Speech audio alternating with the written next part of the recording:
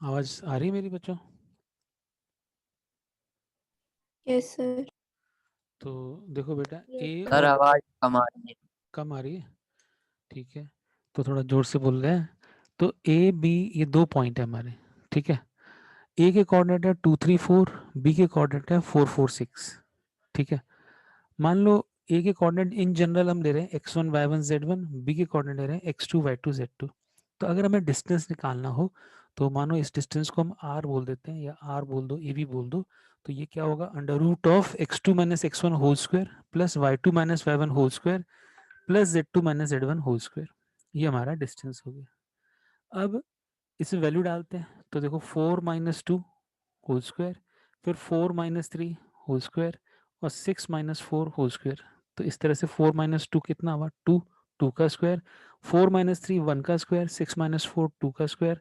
तो ये 2 स्क्वायर 4 होता है, 1 और 4, 1 + 4, 4 + 1 + 4 इज 9, 9 का स्क्वायर रूट हो गया 3। तो ये ए बी डिस्टेंस कितना है, 3। तो ये हमने डिस्टेंस निकाल लिया। अब डायरेक्शन रेशियो किसको बोलते हैं, सिर्फ आप x2 में से x1 को माइनस करो इस तरह से, या y2 माइनस y1 और z2 माइनस z1।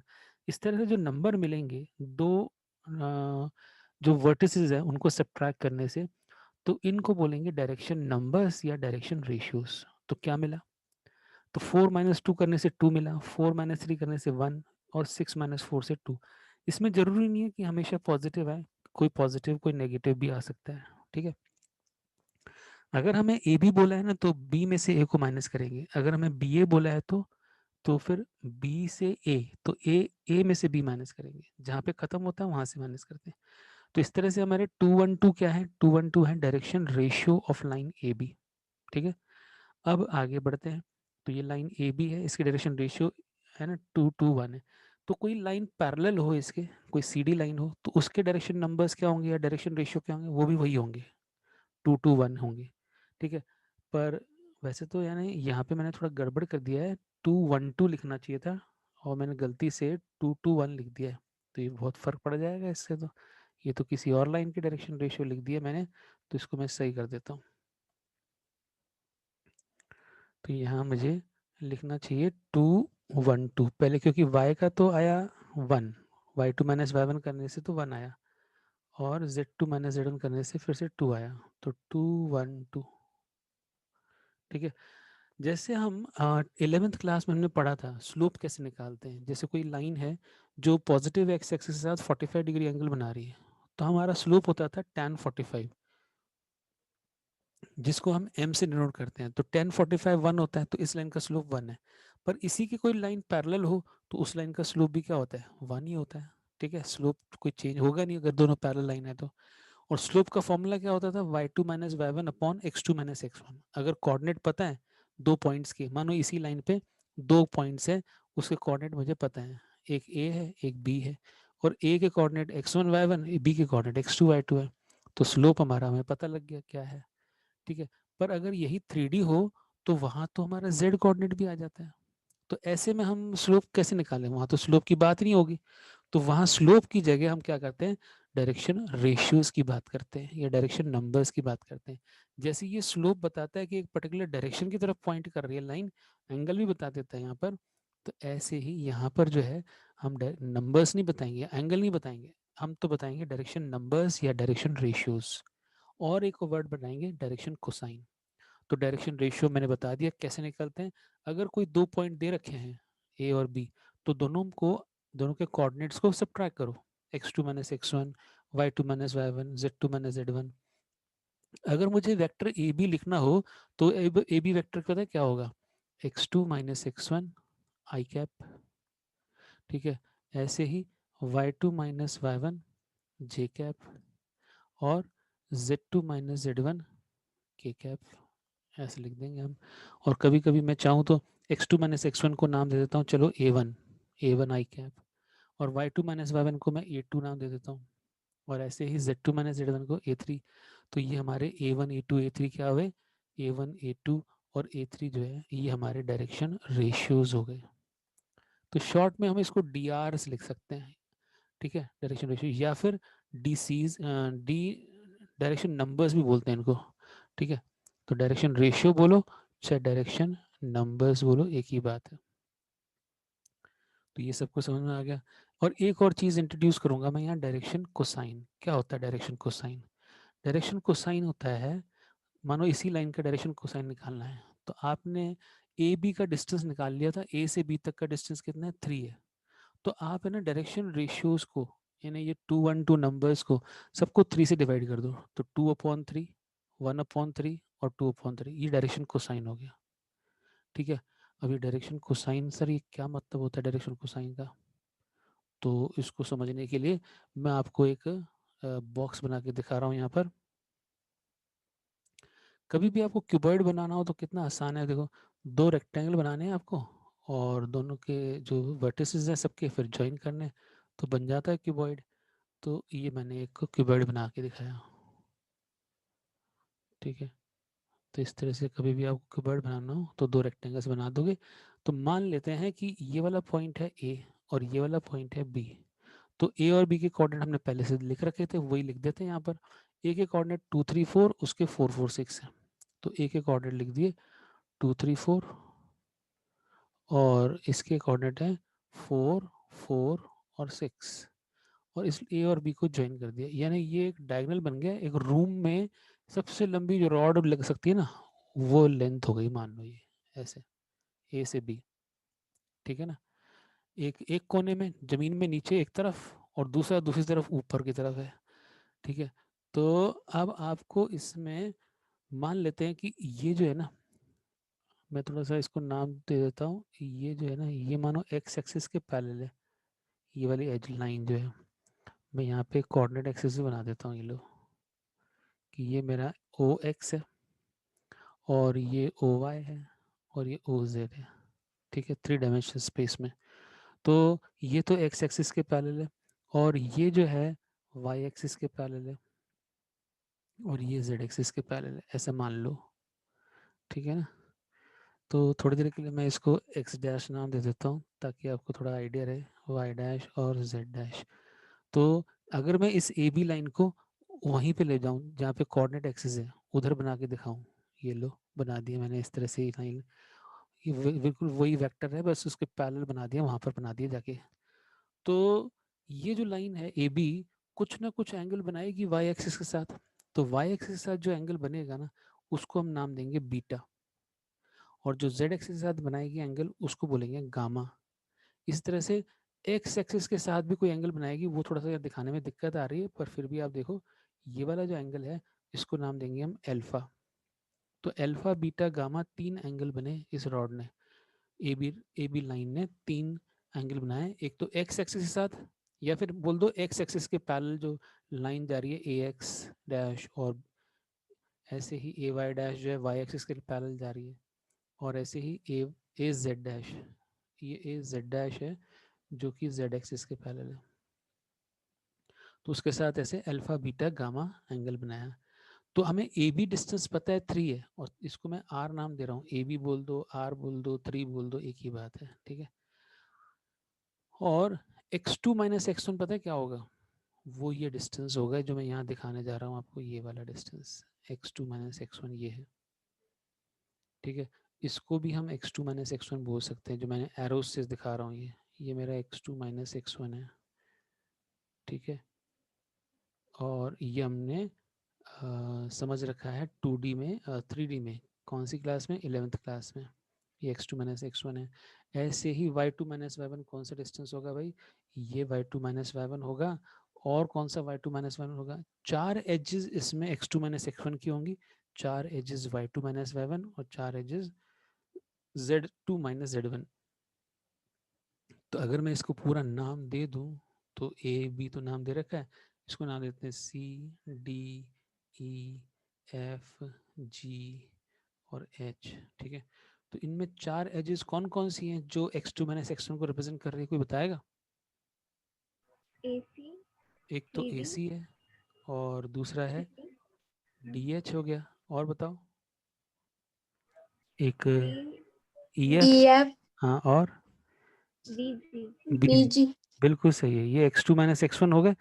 तो ऐसे ही y2 माइनस y1 बताओ कौन कौन सी एजेस होंगी y2 माइनस y1? CD, एक तो AF, सी डी, और एक बताया आपने AS AH और SG FG, very good. EB हाँ EB EB बिल्कुल सही है। ये सारे y2 माइनस y1 आएंगे। ऐसे ही z2 माइनस z1 बता दो, तीनों चारों।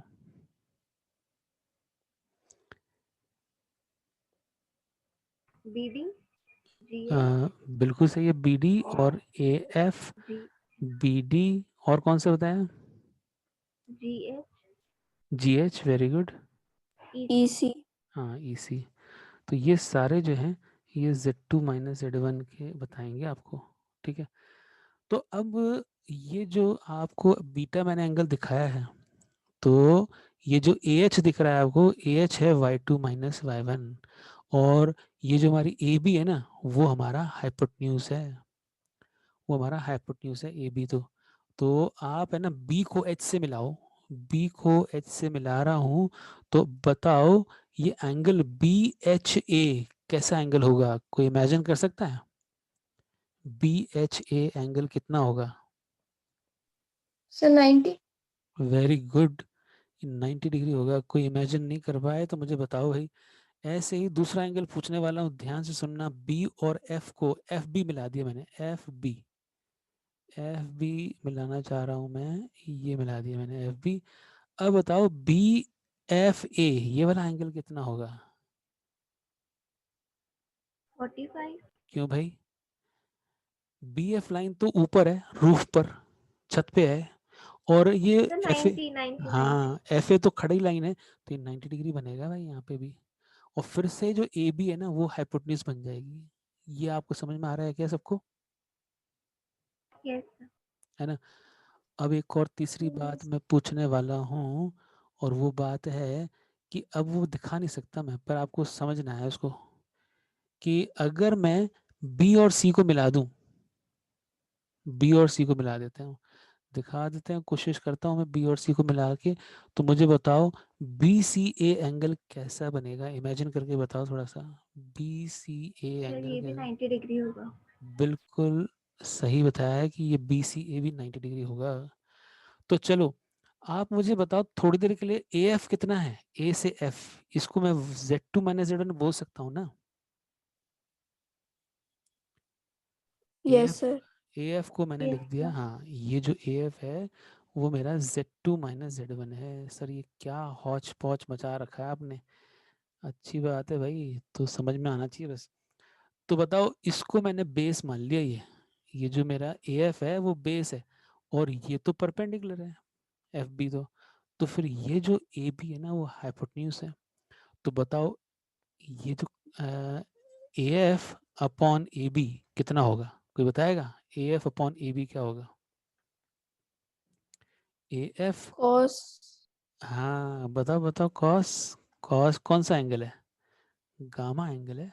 एल एल नहीं, गामा, गामा लिखते हैं ऐसे, ठीक है। कैसे लिखते हैं भाई? वाई थोड़ा सा ऐसे लिख के, और मतलब ऐसे शार्प कर दो, इस तरह से, इस तरह से लिखते हैं गामा, ठीक है। गामा, कॉस गामा हो गया। बहुत ही बढ़िया। तो आप इसको लिख सकते हो कि सर ये तो Z2 माइनस Z1 और अपॉन, अपॉन सर ये AB लिख दो। तो भाई AB की मैं क्यों लिखना चाह रहा हूँ, या R क्यों लिखना चाह रहा हूँ, देखो, नहीं तो AB लिखूंगा ना तो ये बहुत बड़ा लिखना पड़ेगा, x2 minus x1 whole square plus y2 minus y1 whole square plus z2 minus whole square. उतनी जगह नहीं मेरे पास, तो मैं AB या R लिख देता हूँ यहाँ पर। तो ये समझ जाओ कि ये भाई हमारा R है, ये बेस है, और R हमारा हाइपोटेन्यूज है। तो ये बता दिया आपने। तो इसी तरह से कोई बताएगा कॉस बीटा क्या होगा? पहले तो लेटर्स के अंदर बताओ कॉस बीटा। ट्राइंगल ले रहे हो आप BHA, BHA ट्राइंगल में बेस क्या है, हाइपोटेन्यूज क्या है?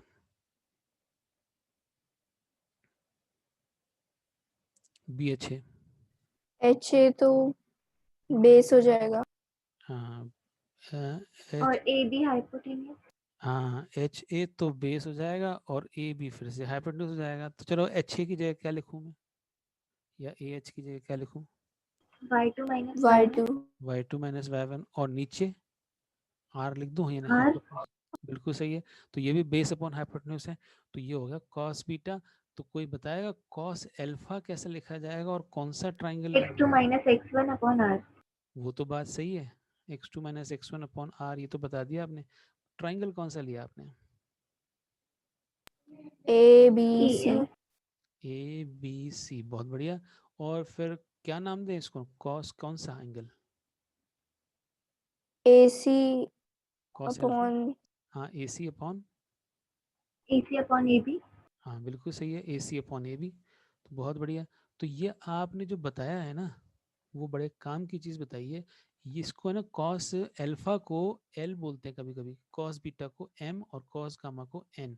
और इनका पूरा नाम पता है क्या है? Direction cosine, D C. Direction cosines है इसका पूरा नाम, नीचे लिखता हूँ, जगह नहीं है। डायरेक्शन कोसाइंस, ये आपने समझ लिया कि डायरेक्शन कोसाइन क्या है। अगर मैं सिर्फ न्यूमरेटर की बात करूं यहाँ पर, कि x2 minus x1, y2 minus y1, z2 minus z2, तब तो ये डायरेक्शन रेशियो है। पर साथ में उसको डिवाइड कर दिया a से लेके b तक के डिस्टेंस के बीच में, यानी r से डिवाइड कर दिया, तो ये हो गया डायरेक्शन कोसाइन। तो यहाँ लिखा है मैंने डायरेक्शन कोसाइन, देखो यहाँ पे साइड में। तो ये मेरा r कितना आया था, a b डिस्टेंस कितना आया था भाई, वो तो 3 आया था ना। तो इसलिए, और डायरेक्शन रेशियो आए थे 2 1 2। तो जरा बताओ डायरेक्शन कोसाइन कैसे निकालेंगे? आप डिवाइड कर दो डायरेक्शन रेशियो को, किससे डिवाइड करें? 3 से। तो आगे डायरेक्शन कोसाइन। अगर दो लाइनें अलग अलग डायरेक्शन में होंगी ना, तो उनके डायरेक्शन रेशियो भी अलग अलग होंगे। कभी ऐसा नहीं हो सकता कि दो अलग अलग डायरेक्शन में जा रही है फिर भी डायरेक्शन रेशियो तो सेम हो। ऐसा हो सकता है क्या? दो पैरेलल लाइन तो नहीं है, पर फिर भी उनका स्लोप सेम हो, ऐसा हो सकता है क्या? दो लाइनें हैं और वो पैरेलल नहीं है, फिर भी स्लोप सेम है, ऐसा कभी बता सकते हो क्या? हो सकता है ऐसे? No sir. तो इसी तरह से जो डायरेक्शन नंबर्स होते हैं ना, वो भी यूनिक होते हैं। एक डायरेक्शन में एक ही डायरेक्शन रेशो चलेगा, मतलब ये 3 नंबर्स होंगे वो यूनिक ही होंगे, और डायरेक्शन कोसाइन भी यूनिक होंगे। ये बात रखनी है ध्यान में। अब इसमें प्लस माइनस का फर्क हो सकता है कि दूसरी कोई डायरेक्शन है, सर मैंने बताया 2 1 2, और दूसरी डायरेक्शन बता दी सर -2 और 1 और 2, तो आपने एक माइनस बोल दिया ना, थोड़ा तो चेंज हो ही गया। तो मैंने बताया एल एम एन बोल दो, cos alpha cos beta cos gamma बोल दो, या फिर X upon R Y upon R Z upon R बोल दो। एक्स की जगह आप x2 माइनस x1 लिख दो, एक ही बात है। तो ये जो हमारा है, इनको डायरेक्शन कोसाइंस बोलते हैं।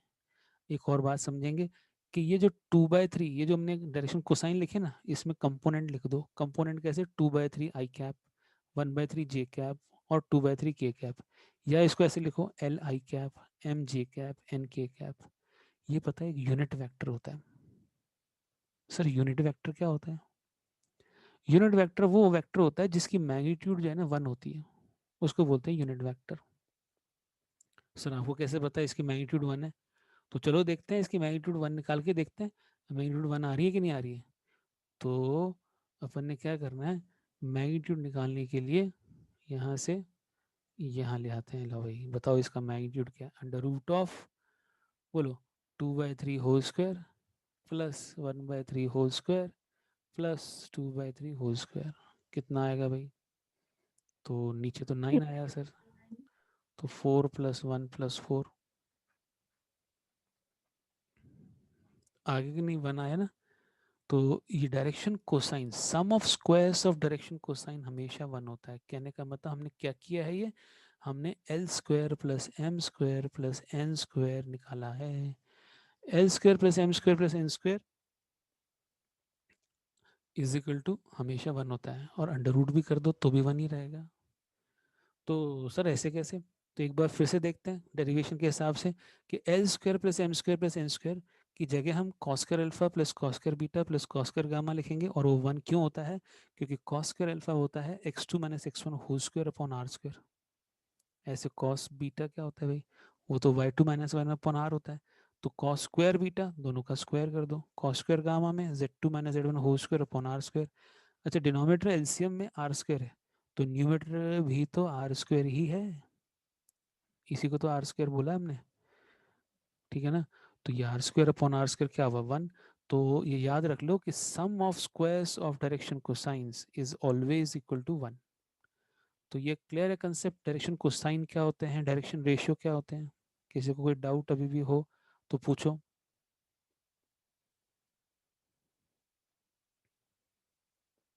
सर इसमें अपने पास कोई भी वैल्यू आएगी सबका यूनिट वेक्टर ही होगा। हाँ जी, मैं फिर से, आपकी आवाज़ बिल्कुल क्लियर नहीं है, थोड़ी सी साफ बोलो। सर अगर अपन कोई और क्वेश्चन करेंगे और उसकी जो वैल्यूज होगी वो डिफरेंट होगी, हाँ तो क्या उसका सम भी 1 होगा? बिल्कुल बिल्कुल, आप 1 ही होगा। आप अपनी तरफ से कोई भी नंबर दे दो मुझे, कोई भी 2 पॉइंट बता दो भाई। चलो, मैंने कोई लाइन बना दी, इसका कुछ नाम दे दो, कुछ भी और नाम दे देते हैं, कुछ और अपनी मर्जी से कोई भी कोऑर्डिनेट बोल दो, बोलो जरा। 1 2 3 चलो 1 2 3। दूसरा बताओ, इसको नाम सी दे देते हैं। 314 हैं कितना? 314 314, ठीक है। तो बताना जरा, इसके डायरेक्शन रेशियोज क्या होते हैं, direction ratios of C D, बोलो। 3 तो minus 1 3 -1 कॉमा 1 -2 1 minus 2 4 तो minus 4 3 3। तो ये हो गए 2 -1 और +1, ये हो गए डायरेक्शन रेशियोज। तो सर ये डायरेक्शन रेशियोज हैं, ये तो x2 - x1 और y2 - y1 हो गए, ठीक है, मान लिया। तो इसका डिस्टेंस बताओ, ए सी से डी तक कितना होगा भाई, कैसे निकालें? 2 square plus minus 1 का square plus 1 का square हाँ, -1² + 1 का स्क्वायर। तो ये कितना आया, ये तो हो गया सर 4 + 1 + 1, तो सर ये तो हो गया अंडर 6। रूट 6।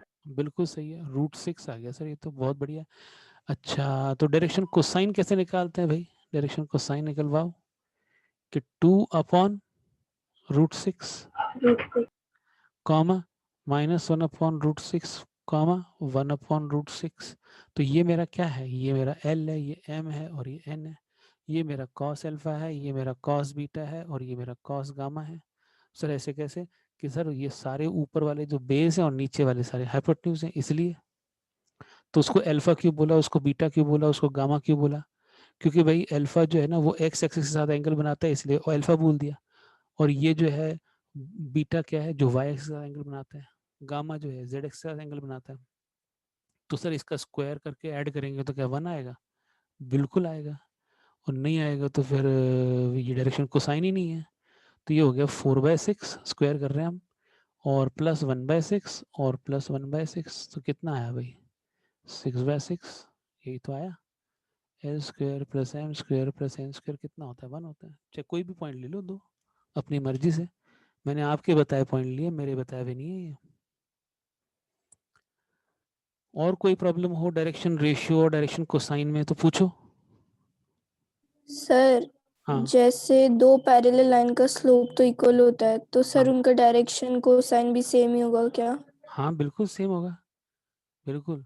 दो पैरेलल लाइन है ना, अब मैं एक लाइन बना रहा हूँ, ये सी डी है ना, सी डी के पैरेलल मैंने एक लाइन बना दी, मानो ये लाइन बना दी, लो। तो सर इसके डायरेक्शन कोसाइन तो अभी आपने बताया कि 2/√6 और -1/√6 और 1/√6 है। तो सर ये जो दूसरी लाइन हमने एल इसके पैरेलल बनाई है, तो सर इसके डायरेक्शन रेशियो क्या होंगे? तो भाई वही होंगे, और कौन से दूसरे निकालेंगे हम? यही डायरेक्शन, तो रेशियो तो एक ही डायरेक्शन है ना, अलग अलग डायरेक्शन तो है नहीं। तो इसके डायरेक्शन रेशियो भी यही होंगे, आंख बंद करके हम लिख सकते हैं कि इसके भी डायरेक्शन रेशियो यही होंगे। सर अगर डायरेक्शन डायरेक्शन रेशियो गिवन है तो उससे अपन पॉइंट्स निकाल सकते हैं। डायरेक्शन रेशियोज दिए हों तो देखो, उसके साथ एक पॉइंट तो देना चाहिए जरूर। तो चलो मैं देखता हूँ, जैसे कोई एक ना बता रहा हूँ फिर से, ठीक है। मैंने बोल दिया भाई, एक पॉइंट मैंने लिया सी, ठीक है, और उसके कोऑर्डिनेट दे दिए मैंने 1 2 3, और मैंने बोल दिया इस लाइन की डायरेक्शन रेशियो है ना 2 -1 और 1 है। तो जरा बताओ, कोई ऐसा पॉइंट बताओ जो इस लाइन पे लाई कर रहा हूँ। तो आप तो हजारों पॉइंट बता सकते हो, एक पॉइंट क्या बताओगे? तो सर ऐसे हजारों कैसे बता सकते हैं? चलो ऐसा करो कि इसमें ना 2 -1 1 ऐड कर दो, कि ये सी वाले पॉइंट में ऐड करो, बताओ क्या आया, क्या आया बताओ, ऐड करेंगे तो 3 1 4 है 3 1 और 4 1 आया, 4 बिल्कुल। अच्छा एक बार सब्ट्रैक्ट भी कर दो, तो क्या आएगा? -1 हाँ, 2 1 -2 तो क्या होता है, -1, फिर 2 -1 कितना होता है, 3 3 3 और और 2। और मा- अच्छा अब बताओ, और बहुत हजारों पॉइंट निकाल सकते हो आप, पता है कैसे? कि भाई आप है ना इस पूरे डायरेक्शन रेशियोज को ना 2 से मल्टीप्लाई कर दोगे तो क्या मिल जाएगा, आपको मिल जाएगा 4 माइनस 2 -2 और 2 और 2। अब ऐसा करो 4 माइनस 2 और 2 कर दो ऐड किसी में भी, चाहे बी में करो, चाहे सी में करो, चाहे डी में करो, कोई भी किसी में भी कर दो तो नया नंबर सी मिल में जाएगा। करने पर हाँ 5 0 और 5 किस में ऐड किया, सी में सी में ऐड किया, क्या क्या ऐड किया, 4 प्लस 1 5 होता है ना, हाँ तो 5 और 505 505, कोई दिक्कत नहीं है। तो ये सारे इसी लाइन पे हैं। सर आपको कैसे पता, देखो भाई अब आप डिसाइड करोगे, कोई भी 2 पॉइंट ले लो आप इनमें से और उनको माइनस करोगे ना, वापस से रेशियो 2 माइनस 1 1 आएगा। करके देखना जरा, किस कौन से पॉइंट लेने हैं बताओ। डी और ई बी और डी, ई। चलो डी और ई डी और ई ले लिया। चलो तो बताओ 5 माइनस 3 कितना हुआ, 5 माइनस 3 सर वो तो 2 ही हुआ, और 0 माइनस 1 तो सर वो तो -1 हुआ, और 5 माइनस 4 तो वो तो 1 हो गया, तो वही तो आ गए। सर आप तो ऐसा करो बी और ई ले लो, चलो बी ई ले लेते हैं, बी ई से बताओ क्या बनेगा। सर ई में से बी को माइनस करते हैं, नहीं सर ऐसा करो, आप तो है ना ई बी ले लो, आप है ना बी में से ई को माइनस करो। चलो भाई बी में से ई को माइनस करते हैं, -1 -5, अब तो सर नहीं आएगा, देखना पक्का है। चलो देखते हैं, 3 माइनस 0, और तीसरा क्या है 2 माइनस 5, कितना आया भाई -6, 3 और -3। अच्छा कोई कॉमन फैक्टर है कि जिससे डिवाइड कर सकते हैं इसको, माइनस -3। -3 से डिवाइड करो, -3 से, तो क्या हुआ 2 -1 1, ओहो ये तो वही नंबर आ गए भाई, 2 -1 1 -3 से डिवाइड किया था हमको। तो भाई मैंने बोला था ना, मानना पड़ेगा आपको कि डायरेक्शन रेशियो तो वही होते हैं, कोई भी 2 पॉइंट लेके सब्ट्रैक्ट कर लो, खाली साइन का फर्क हो सकता है। अगर आप +3 से डिवाइड करते हैं ना, तो हो सकता है आपका आता कि +3 से डिवाइड किया होता तो -2 +1 और -1 आ जाता।